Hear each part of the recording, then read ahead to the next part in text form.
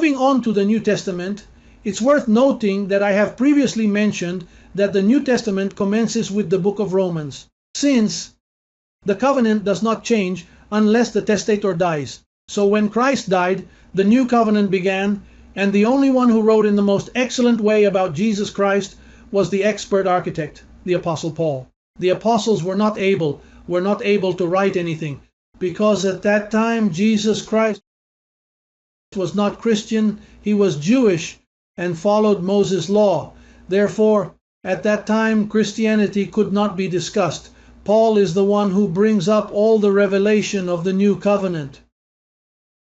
Now then, Paul states in the book of Hebrews chapter 2 verse 10 says, "In bringing many sons unto glory to make the captain of their salvation perfect through sufferings."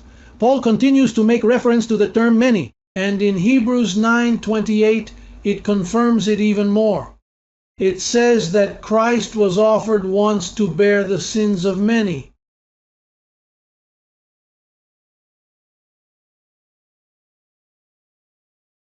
So the subject is now confirmed. The subject that Christ died for the many and not for all men looks like blasphemy. Sure, all those in the system believe this is blasphemy. How can it be that Christ will not die for the many? Surely he will. Well, let's keep reading because we need more biblical evidence. For example, take a look. I stated that all and many. You need to understand these words, because if you don't understand the word all in Paul's mouth and many, you will get confused.